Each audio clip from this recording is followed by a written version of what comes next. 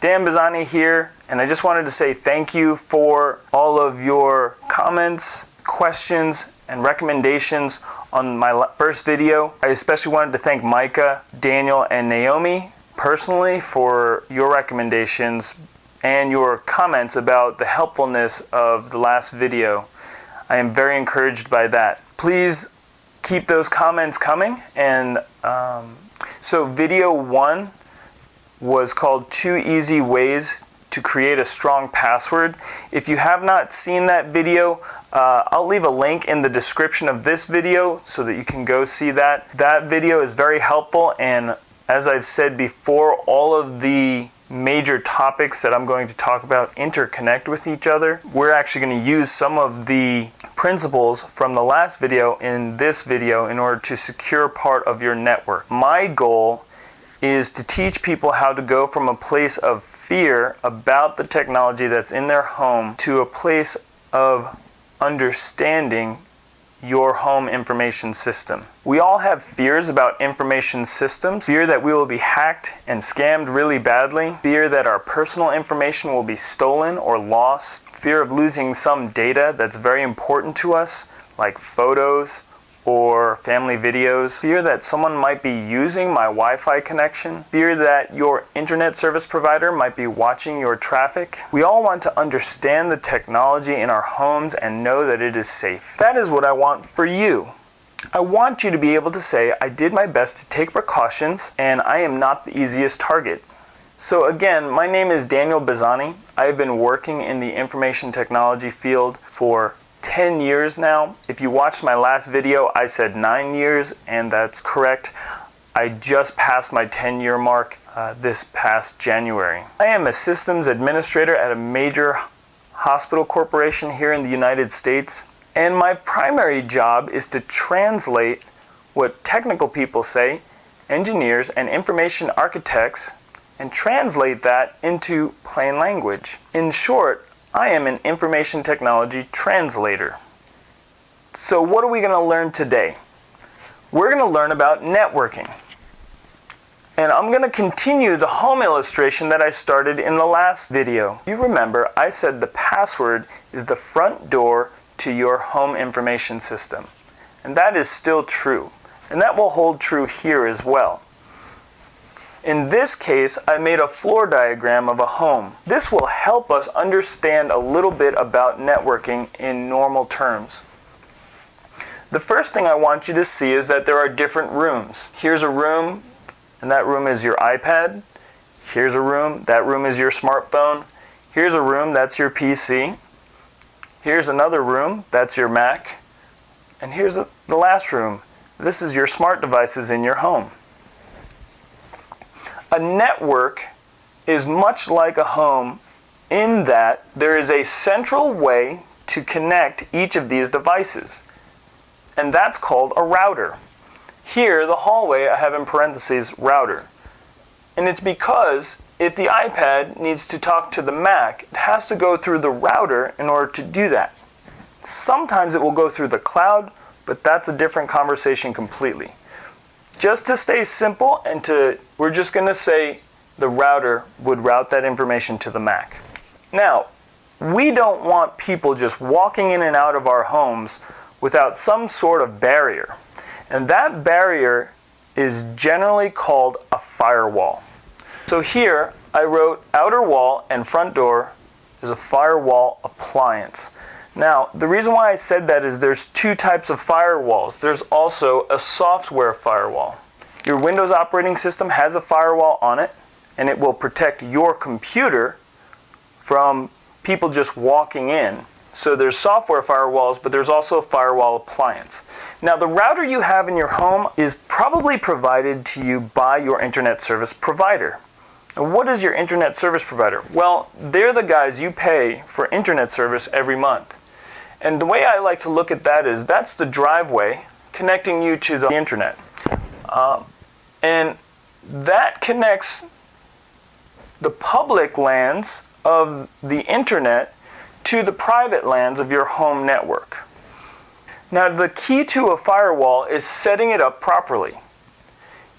If you had an outer wall that had holes every 2 feet in your home would not be secure, because anyone could walk through those holes and be on your network or be in your home.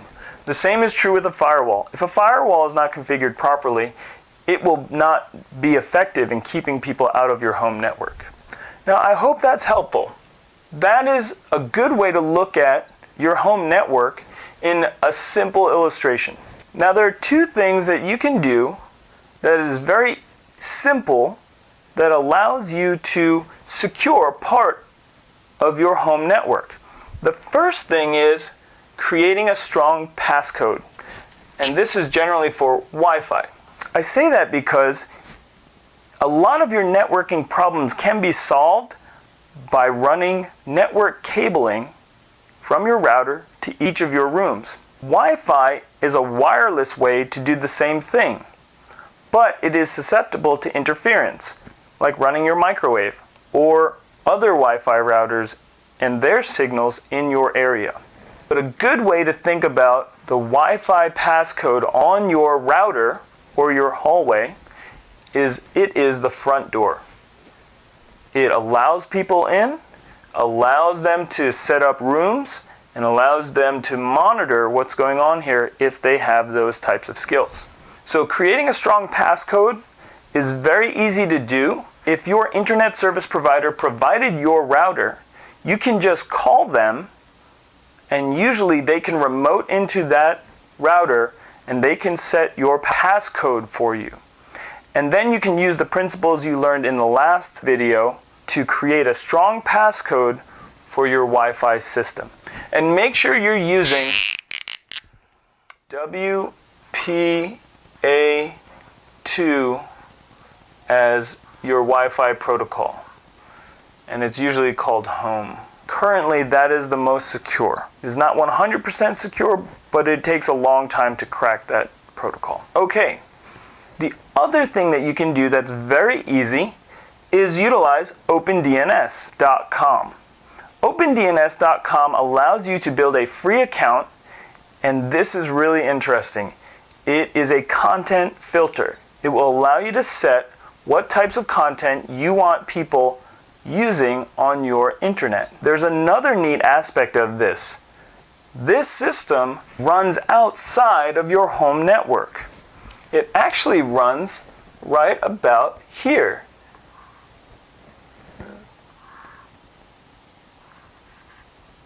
It runs right there.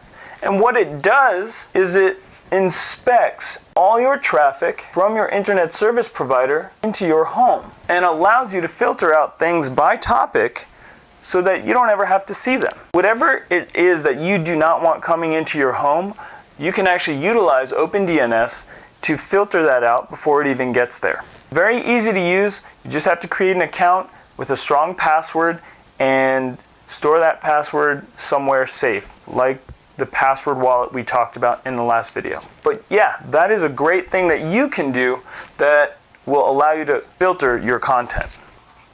There are paid versions of that which allow you to whitelist certain websites, but I've only ever used the free version. Many of you might say, I don't know enough about technology or my information system to secure it. Or I work really well off instructions. If only I had step-by-step instructions to follow. Or, I fear this is going to be time-consuming. That is exactly why I'm making these videos. If you sign up for my newsletter, I will email you the link to download the free report. 2 easy ways to create a strong password. Finally, the feeling that this is time-consuming is a reality. But the most time-consuming part of this is knowing where to start. My goal is to give you those starting points so that a small portion of research is manageable and you spend a lot less time trying to figure out how to secure your home information system. Okay, that's networking.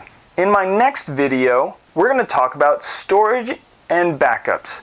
Storage just means storing your data, and backups means backing up that data in a way that it can be protected from natural disaster or computer failure.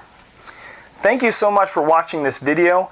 Please leave a like or even a dislike and leave a comment so that I might be able to do better videos in the future. Please leave a comment also about what you would like to learn about. Share this on social media and leave a comment on my blog, on Facebook, or on YouTube. And I will be sure to answer any of those comments. Well, just thank you so much. I really appreciate your time. Hope this helps. Bye.